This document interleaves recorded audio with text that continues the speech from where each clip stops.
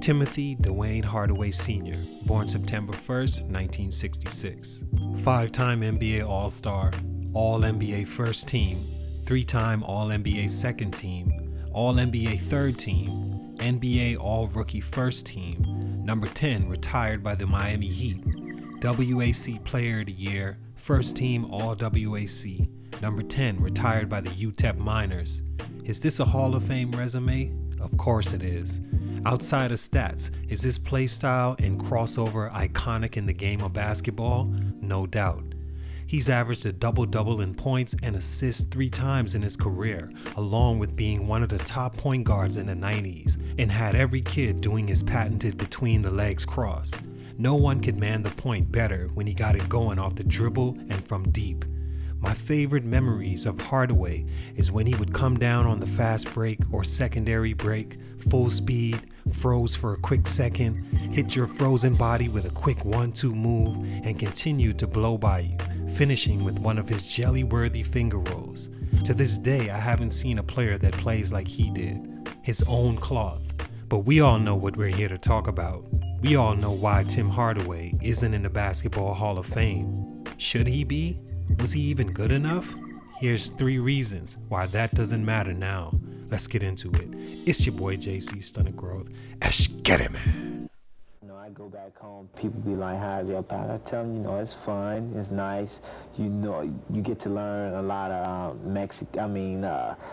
Spanish. Right. A lot of Spanish and stuff, but it's fun. I like it.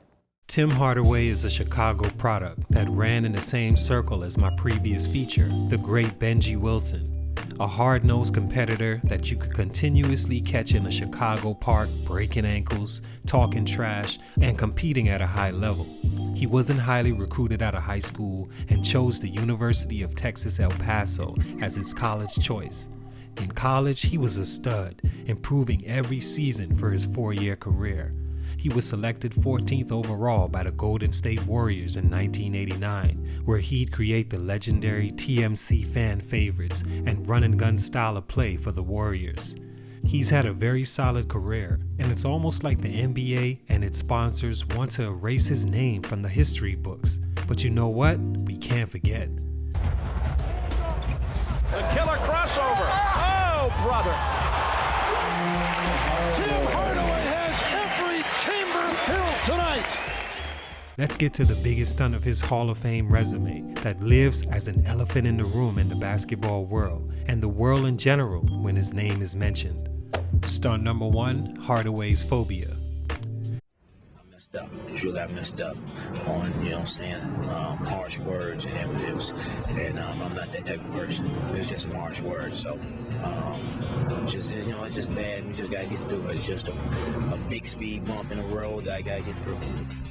During a February 14, 2007 interview in response to the coming out of former NBA player John Amici, Hardaway said that he would stay as far away from gay people as he could. The radio host commented that his remarks may be seen as homophobic, and Hardaway responded by saying, well, I hate gay people, so I let it be known. I don't like gay people, and I don't like to be around gay people. I am homophobic. I don't like it. It shouldn't be in the world or the United States. He also said that if he found out he had 1 or more gay teammates, he would try to get them fired. I decided to read it out loud because I'd like you to hear those words and decide for yourself how to feel. One mistake we can continue to make is judging people by their past. It's just not fair. In the earlier 2000s, the world wasn't as bright as it is now pertaining to things like homosexuality, abuse, or anything we see today that's become unacceptable. I saw an old interview the other day, and it was comical and sorta interesting to see many people take it so lightheartedly when Cindy Crawford used the entire interview to aggressively hit on Kobe Bryant. To a point, one time he had to tell her to chill. I saw an almost similar interview. This time, the man, Bill Cosby, flirting and being, as some would say, overly aggressive with Sofia Vergara, the female. Everyone laughed it off and made Sofia the victim as if he violated her. In no way am I too naive to know about the world's double standards, but at what point will we quit seeking revenge and disregard great people while they're alive, but in their death we want to do tribute videos and reflect on their greatness? I agree that what he said was harsh, and he should have been smarter about what he said, especially talking on TV with two people you don't know. There's so many people you offend when you take such a jarring side in a subject like that. At this point, he was already retired and should have known better as a grown man and role model. But the man has realized that mistake, did countless works in the community, and seemingly sincere about making amends. He's apologized countless times and lost multiple endorsements and positions in basketball, including being excluded from All-Star Weekend activities and subsequently being left on the outside of the Hall of Fame when his head coach Don Nelson and 4 teammates from Run TMC have. As the years go by, it seems more and more impossible to change the minds of the ones that matter, especially seeing the way America is heading, pushing certain agendas on us and our families. Tim may be forever left on the outside looking in, and that's not right. Stunt number 2, winning seasons. Another reason I think Tim Hardaway isn't thought of or accepted in the Hall of Fame is because Tim Hardaway, although a great player, he didn't do much winning in the NBA outside of his time in Miami, where he went to the conference finals and lost 1-4 to the Bulls in '97. He's most noted for being on the Run TMC Warriors that led the NBA in scoring in the 1989-90 season, but only got to the second round of the Western Conference Finals.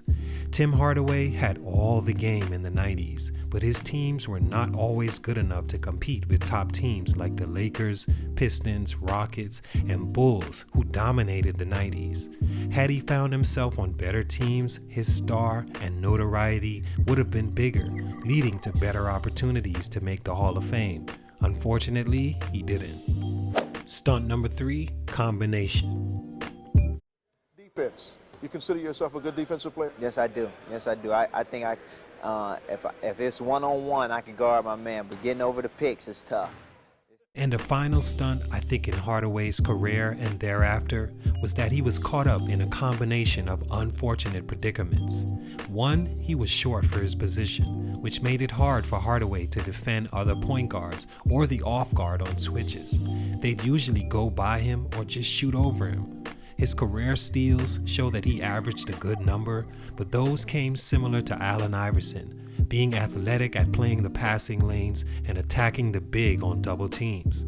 Another huge reason is that you could say he was caught up in the wrong era, having to play with a dominant player like Michael Jordan, who ran the 90s, winning 6 championships in the 10 years of Tim's prime.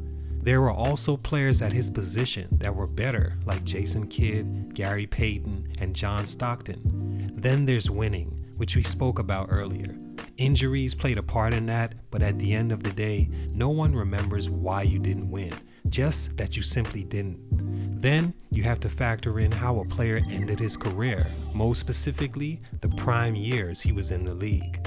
In my opinion, Tim's prime ended after his 3rd year in Miami. He was 32 years old by then. I wouldn't say he had a horrible career after this point, but it didn't come close to his career before or other top point guards at the same age. His points per game and assists per game fell considerably from 1998 and on, and with teams like Dallas, Indiana, and Denver, he was a shell of himself, retiring in the 2002-03 season after just 10 games. But once again, the biggest addition to this combination of things was his comments of homophobia. People just didn't get past that, and unfortunately, when you're retired and can't make those people money any longer, it's hard to right such a wrong. Either way, Tim has had an amazing career, in my opinion, and should be a Hall of Famer, for the culture of basketball at least. It just isn't right seeing this guy that played such an influential role for future Hall of Fame point guards, along with regular point guards and ball players in general, not to be in that conversation. That's like Lil Wayne not being a Hall of Famer after birthing so many of today's hip-hop stars.